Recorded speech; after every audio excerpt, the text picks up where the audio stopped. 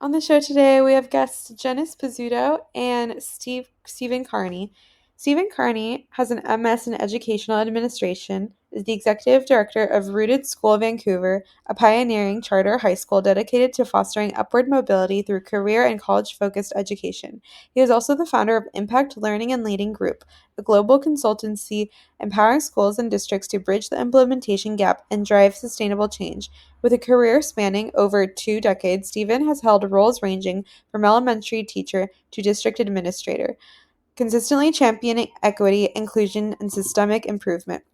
Jenice Pizzuto is a systems change and implementation expert. She's the founder of Impact Lead, Succeed, and author of Implement with Impact.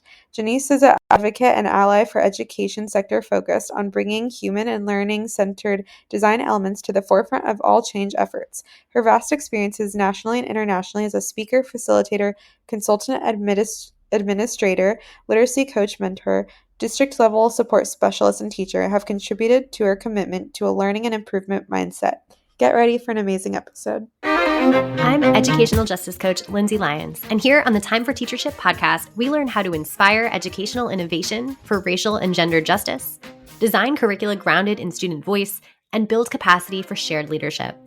I'm a former teacher leader turned instructional coach. I'm striving to live a life full of learning, running, baking, traveling, and parenting because we can be rockstar educators and be full human beings. If you're a principal, assistant superintendent, curriculum director, instructional coach, or teacher who enjoys nerding out about co-created curriculum with students, I made this show for you. Here we go. Stephen and Jenice, welcome to the Time for Teachership podcast. I'm so excited that you're both here in the same space virtually. And so we want to kind of start with, what should listeners or readers of the transcript later know about you, or keep in mind for our conversation today, just before we get into like the first big question? Anything you want to share? I'm Jenice Pizzuto, and I think what you should know about me is I'm not done yet. I'm still learning and growing, and I just can't get enough of this learning and improvement. And the more I know, the more I find out that I need to know, and that I'm always at the heart of a teacher. I started out in primary education, and then I've been a literacy coach and academic success person, scaled MTSS across 44 schools, then went statewide, nationwide, and then kind of went into this whole implementation science dive, which, I was looking back just yesterday, was started in 2012. And since then, it's been quite a wild ride. And I am on the board of the Global Implementation Society. So that takes me into some global world, which I really love. And then Stephen and I, just found out that there was something really missing in education, and it was implementation science, but not just purely implementation science as it's been presented to the medical field and the health services. We needed that education flair. And so we are both come from learning forward background and focus on adult learning andragogy. So we didn't start out to write a book, but we saw this giant gap and said, you know what, we can do better, and we have to help people do better. So I think what you need to know is that this is born out of a moral imperative, so that we can help people stop the madness of adopt and abandon. And let's not, shame and blame people, but let's help people to and through getting evidence-based practices to kids that need them.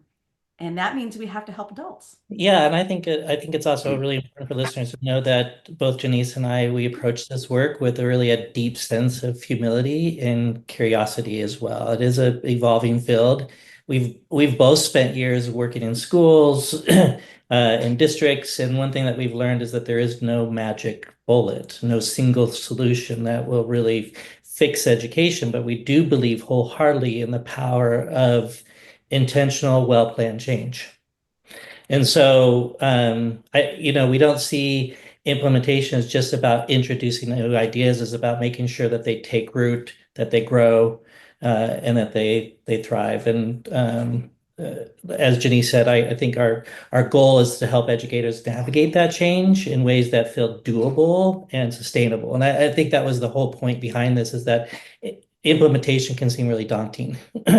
And is it doable? And so, and then while always keeping equity and student success at the center.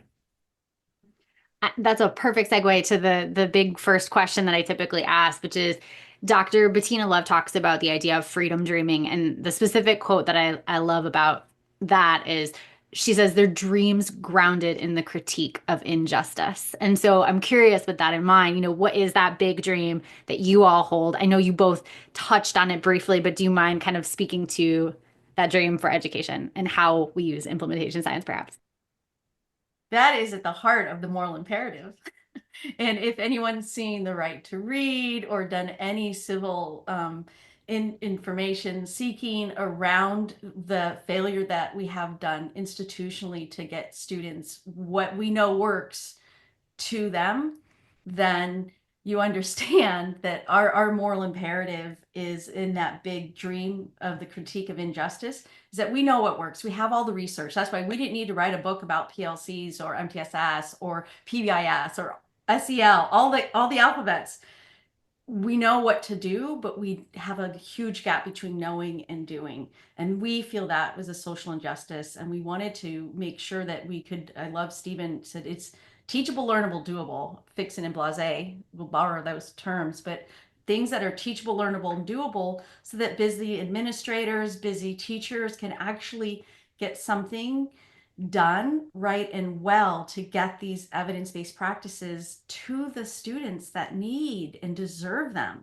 I mean, we can do better. I, this is quite the quote, freedom dreaming, and it really touches the other work that I do on top of this. Mhm. I currently run a school about generating upward mobility in our most marginalized communities.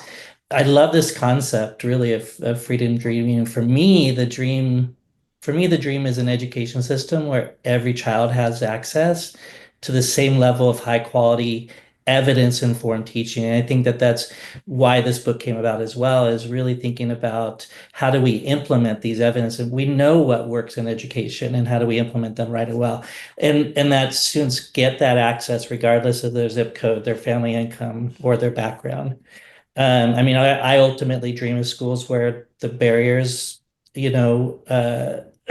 are normalized, and things like, resource gaps, where the barriers we've normalized, things like resource gaps or opportunities divides that divide us are completely dismantled. Um, I want students to walk into my classrooms where they've really seen value, or are seen and they're valued, and they know that they're capable. So I think we need, really to radically reimagine not just what we teach, but how we support teachers and leaders to bring evidence-based practices to life. And again, that just speaks to the heart of the book, which, to Janice's point, the moral imperative there. Mm. What a beautiful segue to this next piece. I was just thinking that I imagine there's a lot of reimagining happening when Wow. or needing to happen, I guess, to implement like in the way that you all describe in the book versus what's happening now and what leaders are doing now in terms of trying to here's this new curriculum, go do the thing, right? Or whatever it looks like in its current form needs to drastically shift. So I'm curious to know are there key mindset shifts for leaders that you either touch on in the book or have just seen in practice that you're like these are the ways that we want to just be thinking differently about implementation. 100%. And that takes me to, we talked offline about a section of the book, pages 2 to 5. If you want to just talk about that shift, and it's called, there's two sections, and it's called Shifting the Culture and then growing the implementers. And we start out with that concept because we have to shift the culture and grow the implementers rather than saying the kids will, students can, students will, and we put all this on students. And yet what we miss is we have a responsibility as leaders to help our staff grow and improve and build their what we call KSAs, knowledge, skills, and attitudes, not just knowledge and skills, but attitudes in an iterative improvement cycle format, right? So there's no shame, there's no blame. It's a learning and improvement. And if you read at least those two sections, then also dive into what we call deliberately developmental implementation, you're going to see that that's that shift that's going to, it reimagines how we approach PD. Hmm. Yeah, I'm just going to add to that by I think the other big shift, and I think the first shift, and Janice and I used to be familiar with the term that when we were doing work for Learning Forward, that we as educators have to embrace learning as that is something that's not done to us, it's something that we, is part of who we are. It's our brace. I think the same thing is with implementation, is that implementation doesn't happen by accident. It happens by design. And so we have to move away from this idea that change is something done to us and start thinking of it as something that we co-create. And that another big shift is really embracing the idea that implementation is a process and not an event. And I think we've said that multiple times throughout the book, that it really is a process. And too often, initiatives fail because we expect results overnight.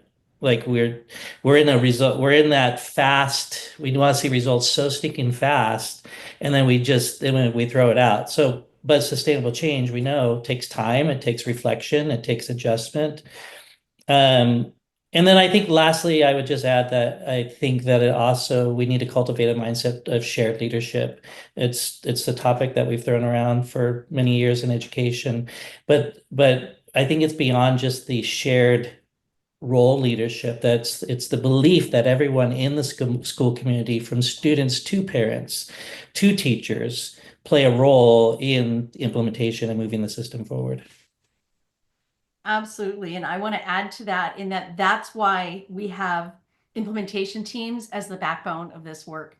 And when you look at our impact implementation framework, we have what we call the outer circle, which talks about human and learning center design elements. And one of them is meaningful leadership structures. And that's horizontally and vertically. So once that implementation team is formed, it's not the person with the title that makes it. It really is a dialogue and discussion and consensus format for decision making for moving forward, to identify what are the facilitators of getting our new thing in place, what are the barriers, and we need our teachers' voice on that. That's a co-creation, co-design, co-learning, because they know the barriers better than the principal, frankly, or especially the superintendent. But we also want to have that hierarchy of support, because that's what we need to do to be brave and collaborative. A lot of leaders have a hard time letting go, but we have a lot of examples of once if you set your team up right,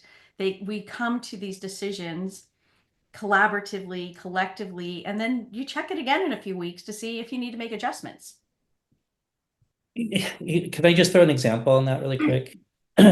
So in the school I'm running right now, we're about to implement a new practice around cell phone use. And there's a lot of incredible research around emerging research on the negative impact of cell phone use in the classroom or at schools or what have you, and how matter of fact, there's lots of states that are looking at banning cell phone use and da da da. So aside from that, we're looking at redesigning and doing some practice review, but it's to implement the practices we're putting in place. It's not just enough to get good implementation by just getting our leadership involved and our teachers involved. It also involves our students. This is a change that they're part of. It involves our parents. This is a change that they're part of.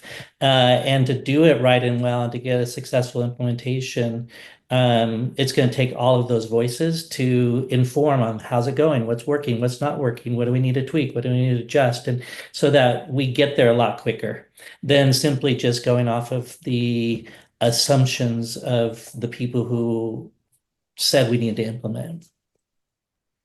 I absolutely love that you guys name in the book and here on just now the shared leadership part, because I think that often in education we use terms like distributive leadership or things that kind of are just used for the adults but that do exclude the children. And it's like, yes, they have to, like, my background is in student voice, and so it's like that was what my research was in the context of leadership. Yeah, so it's really exciting to hear this being put together in like this leader book. It's like, actually, this is what leadership looks like. Let's expand the team concept. And I also think the other thing that I'm connecting with is this idea of kind of adaptive leadership and adaptive challenges versus technical challenges, right? I think a lot of times we just look at the technical things, like we're going to do the PD, we're going to implement the thing, and it's all kind of divorced from, the hearts and souls of the people involved. And it sounds like you guys are really intentional about saying, actually, those hearts and souls are really important and they're going to help us implement well. And so that's really heartening to me. I know in the book several times you kind of, I thought touched on this, where we have like the implementation science formula for success for one, or even like the behavior change models that you had mentioned. So I don't know if you want to speak to any of those pieces, those formulas and things and the models that you brought in, but I felt like they were really responsive to what's actually necessary in schools. Thanks so much for asking. I want to go to the change piece. The formula for success is great, and we can touch on that. But what you were hitting at is, here's the thing: change is personal, change is emotional, and change is hard. We did some research. There's a fantastic book, it's very thick, called The Immunity to Change by Keegan and Leahy. I don't know if you know it. It's very dense, but that's what our job was. Like, we synthesized so much research. It's just crazy. But in that book, they say only 1 in 7 people, think about this, 1 in 7 people will change when their life depends on it. And they have the tools and the resources and the incentives. So let's think about that. That's in a heart study. Now we're asking educators to change their behaviors, their attitudes, their actual actions. I think about when I go golfing, and I try to change my swing. It was hard, and I'd always go back to the lousy swing and get in the woods, even though I wanted to change. And so I think about when we're teaching and we're trying these new strategies, it's like that golf swing. Even if we want to, it's really hard. So if we don't have a change theory or change model, or adopt a method of thinking of it as an iterative improvement process and involving the people that are doing the work and designing the work, we end up with adopt and abandon. So if you look at chapter 2, talks about change theory and adopting. There's 2 change theories that we present to teams to choose from. One's the COM-B and one's the Noster change process. It doesn't matter which one you pick, but if you're going to be asking people to change, there's going to be predictable turmoil. And by adopting a change theory, you can treat them with humanity and forethought as to what's getting in the way. What is it? What are the capabilities? What are the opportunities? What is the motivation? That's the COM-B, and to get to the targeted behavior. And then there's underneath each one of those, whichever change theory you pick, there's a lot of resources and activities to help you address the reactions you're getting from staff. They're frustrated. Oh, they didn't get resources, or there's anxiety. They didn't have a vision. That's from the Noster change process. So we really encourage people to treat your staff as humans and help them learn and adapt to the changes that are necessary to get the new processes in place.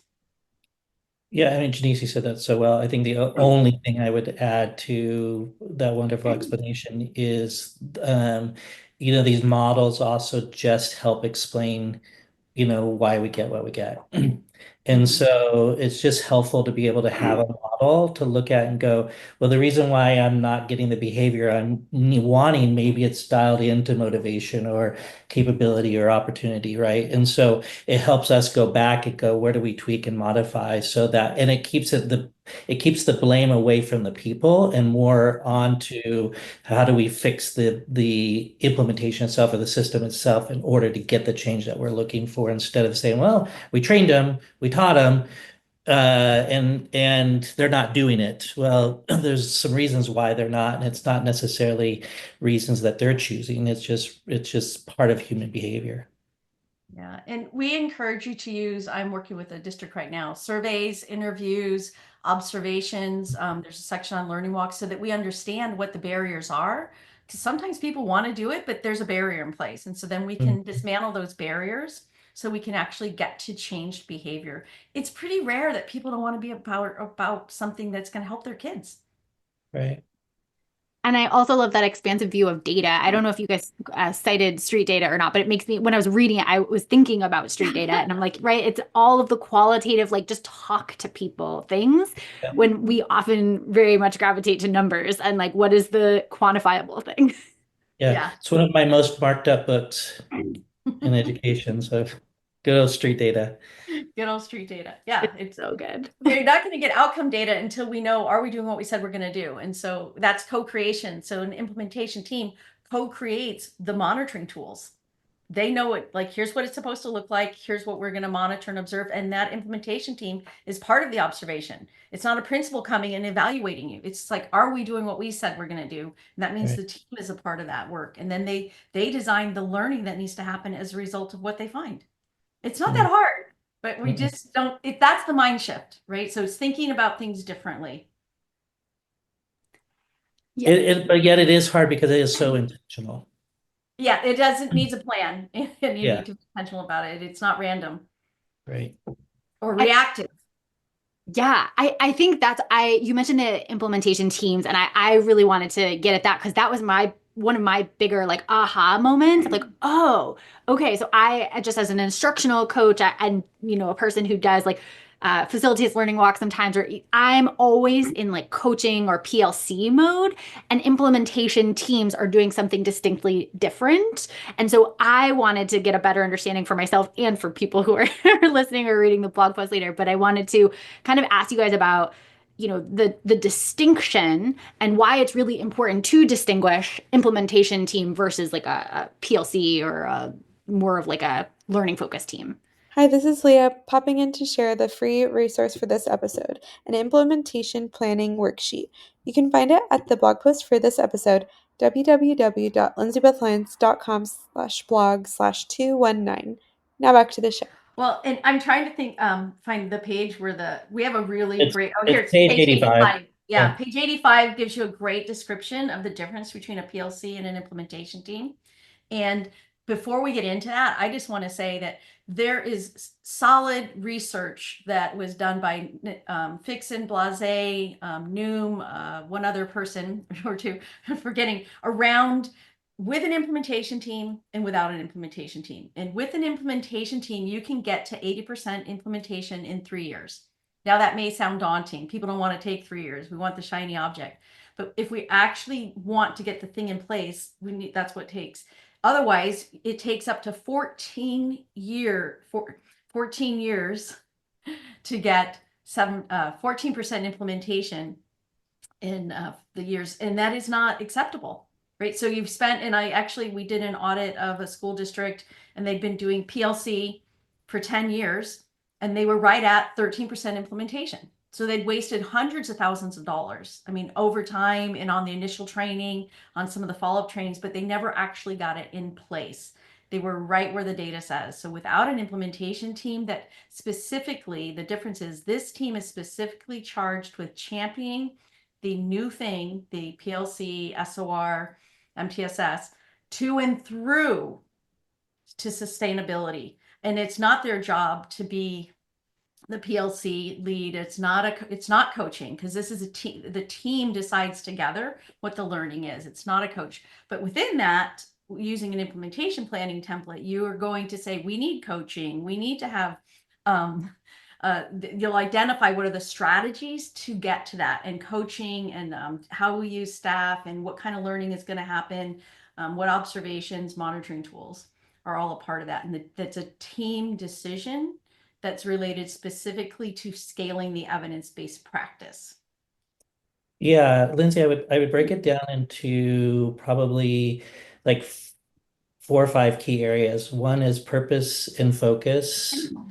The other one would be like scope of work. Well, let's start with purpose and focus. So like a PLC's primarily focuses on improving instructional practices and student learning. And they engage in like these cycles of reflection, analysis, and collaboration. Where an implementation team, really on the other hand, is guiding and managing the adoption and scaling of those evidence-based initiatives. So they look at the implementation team looks at the big picture, ensuring that the system, the processes, the supports are all in place to drive the sustainable change. and so then if you kind of then bring that down to like what's the scope of work, like the PLC's scope of work is really within the classroom level. They're analyzing the data, they're sharing instructional strategies, they're adjusting teaching to meet the student needs, where the implementation team really looks at the operation at the system level.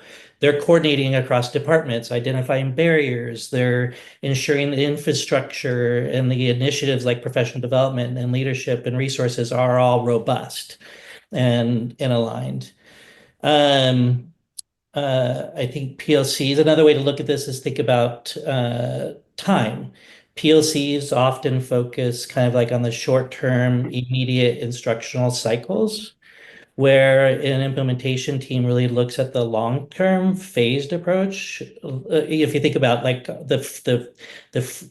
the book, the framework we have decide, plan, implement, so on, so like those are the phased approaches. So the implementation is thinking through those phased approaches, which is over a longer period of time than those short-term those cycles. And then PLCs, if you think about stakeholders, decision making, accountability, PLCs are typically teacher driven, where an implementation team is made up of a diverse mix of stakeholders. And they're accountable for managing the overall success of the initiative itself. And let me think if there's anything else. The only other thing I would say is that monitoring and adjusting.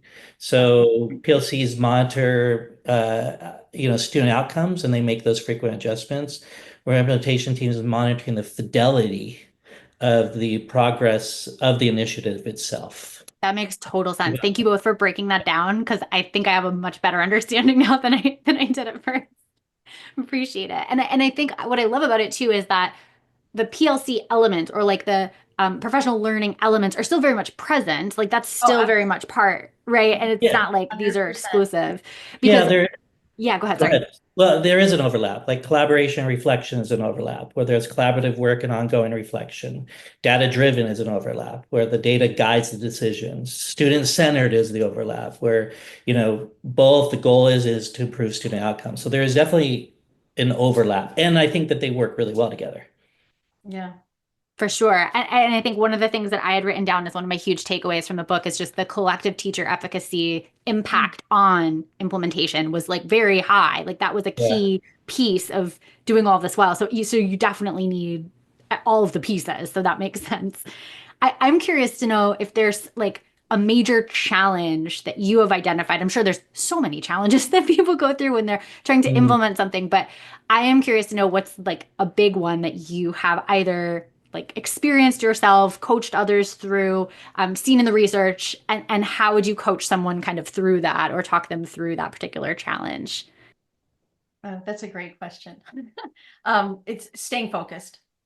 Mhm. Honestly, for me, it's pretty simple. It's being willing to break down silos, to fund an implementation team, to stay aligned, align your work to your mission vision. So that's why horizontally and vertically, it needs to be school board, any of the stakeholders that are part of that, because otherwise people are going to go side. They're going to go to a different shiny object. But when you have this systemic look, and generally, really, it's hard to do this at a school level, to be honest, because you're going to do what the superintendent and your boss wants. And if we're not all focused on scaling, and that's why scaling a framework like MTSS or PLC works really well, because the school district is going to do it. And that is why we built the tool, actually, to the coaching piece. This is why we came to having all these tools, because it was like, oh, why don't we stay focused? Well, you don't have an implementation plan. So we have an implementation planning template. There's a communication map. There's learning walks. There's all these tools to help you stay focused and to build and develop your team, so that we see that there's interconnectedness and alignment throughout the district, and you can report that to the school boards and to the superintendent. I have a school district that I work with. Once a month, different schools report their progress on their implementation plan to the school board, because they're all involved. It's all synced up, and it's all tied with their PLC, their SOR, and MTSS. They've tied it all together in their implementation plan because it fits. This is the work they're doing. But because they knew that is their vision and vision, they're able to maintain focus. And because they meet monthly as a team, and because the district level team meets in trimesters, they maintain the focus, and they're always looking at their SMART goal, and they're looking at what progress they've made and coming back to it. So it's tied to their school improvement plan. It's tied to the district improvement plan. It's tied to their funding and grants. It all comes together. So those things help you stay focused. If you don't have a plan and a framework, and tools to guide you and the learning opportunities for the staff, that's when we shift and we just say, oh, we did it, and we check the box. And 10 years later, we're at 14% implementation. And we spent, $300,000, $400,000, $500,000 or $1 million even. Yes to everything Jenice said. And I think as I think about this question, honestly, I think one of the biggest challenges is initiative fatigue. Yeah. Schools are Amen. constantly asked to adopt new programs, and it can feel really overwhelming. And the danger that, as Janice was alluding to, that nothing sticks because there's not enough time to see things through. And I think that's a big piece. Another challenge is really sustaining that momentum as well. So like that, you get it, people get excited at the launch of something, and but how do you keep that energy alive, especially when results are taking time, because we want to see those immediate results and they're taking time. I think that's hard. And then, but I mean, I have found, and Janice will say the same thing, is that celebrating those small wins and creating the structures for reflection can help with that. But it's an ongoing process. And I anticipate it will continue to be a challenge as long as schools are stretched really thin. So I think that if we can narrow down the focuses, was their book called Focus? If we can narrow down the focus and not have smokers. Oh, that's right. Boy, that was a long time ago too that it came out. But we're aging ourselves a little bit there. So initiative fatigue and then sustaining the momentum. And so it's often that we may go into a system and help with their implementation, and that is the barrier, is that they have so many other things going on as well. And like how do they pull the resources, the right level of resources? We have a good friend of ours that has done some good research around professional development and implementation. And she had mentioned that for every dollar you spend on a new innovation, you should be spending 4 times the amount on the implementation itself. And so, like that's impressive. And we're really focusing on the support structures that support the implementation efforts, all the professional development, the coaching, the constant, opportunities to celebrate, and the structures for reflection, and so on and so forth. That certainly speaks to my soul as like a PD provider and coach, because I often get requests to do like one-off workshops, and I'm like, I don't even like this. Like, what are we doing? No harm. Yeah, no, because it's actually harmful. Yeah. Because it erodes trust and it erodes the cognitive ability, and we know that it's not going to stick. There's oodles of research. Linda Darling Hammond has new research. Joyce and Showers has previous research. It takes up to 50 hours or up to 20 times to get initial mastery to build mastery on a new strategy. 20 times. So that's why the learning walks and the team helps to build those opportunities together. And coaches are such an important part of that. And how then the team decides how are we going to use coaches? What are they going to do? What are the strategies? It's just so important.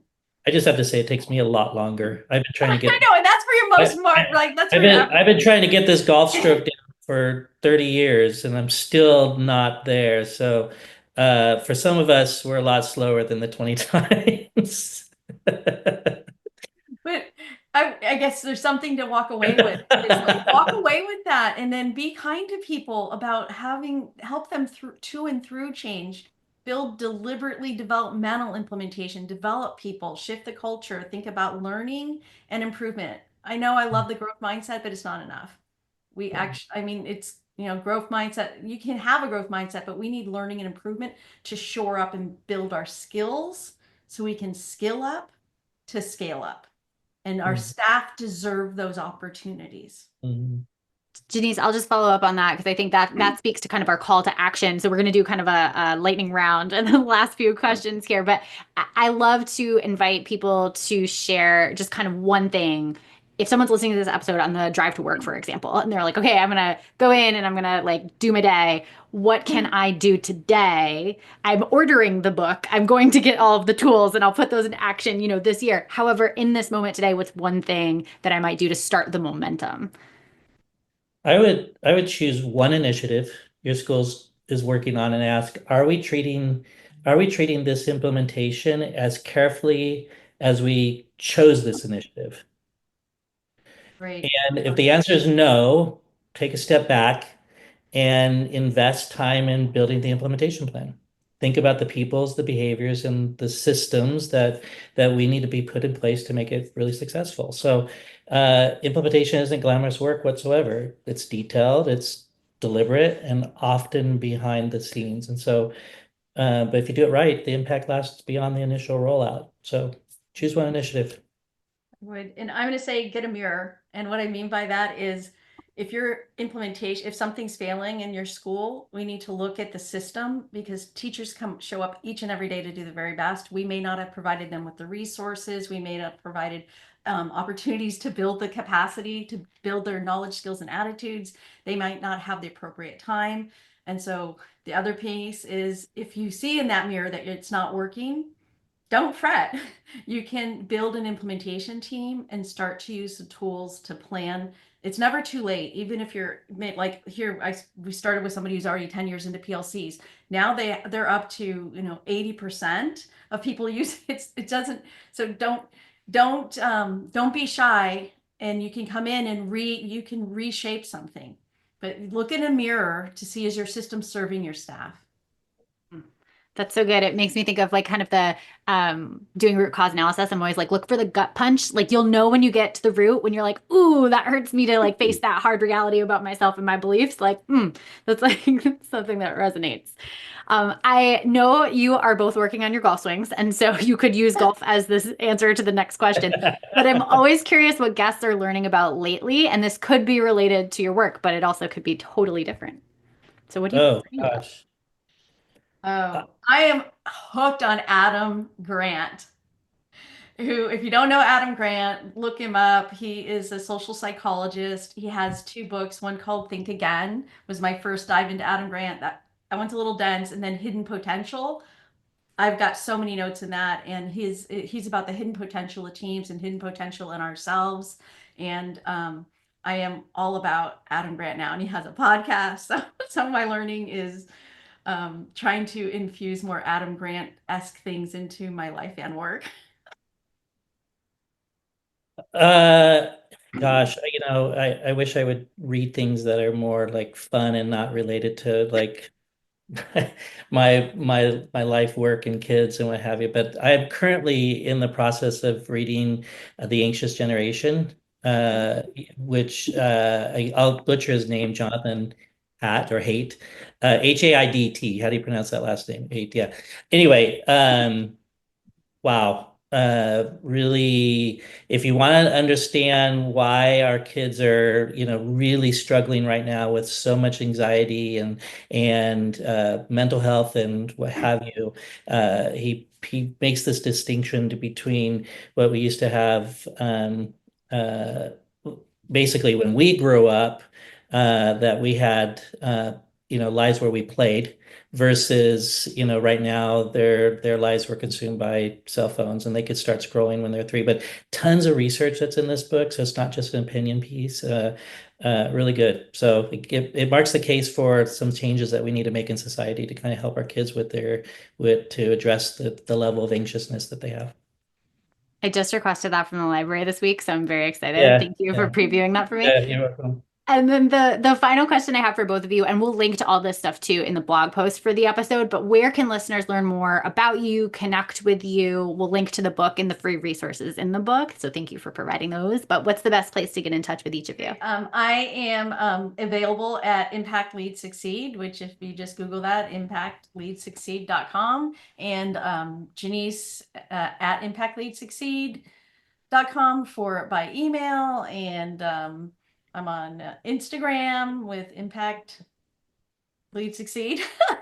But just email me if you want to get together, if you want to just talk about learning and improvement. I love to geek out with other people who are learning. And if you want some support, then we can also help you there. And don't get confused by this, but we have very similar names, but it's impactlearninglead.com, and it's Stephen Carney at learninglead.com. Amazing. Jenice and Stephen, thank you so much for your time today. I really appreciate it. Lindsay, Thanks, thank you. Lindsay. It's a pleasure. If you like this episode, I bet you'll be just as jazzed as I am about my coaching program for increasing student-led discussions in your school. Shane Safir and Jamila Dugan talk about a pedagogy of student voice in their book, Street Data. They say students should be talking for 75% of class time. Do students in your school talk for 75% of each class period? I would love for you to walk into any classroom in your community and see this in action. If you're smiling to yourself as you listen right now, grab 20 minutes on my calendar to brainstorm how I can help you make this big dream a reality. I'll help you build a comprehensive plan from full-day trainings and discussion protocols like Circle and Socratic Seminar to follow-up classroom visits where I can plan, witness, and debrief discussion-based lessons with your teachers. Sign up for a nerdy, no-strings-attached brainstorm call at lindsayBethLyons.com/contact. Until next time, leaders, think big, act brave, and be your best self. This podcast is a proud member of the Teach Better Podcast Network. Better today, better tomorrow, and the podcast to get you there. Explore more podcasts at www.teachbetterpodcastnetwork.com. We'll see you on the next episode.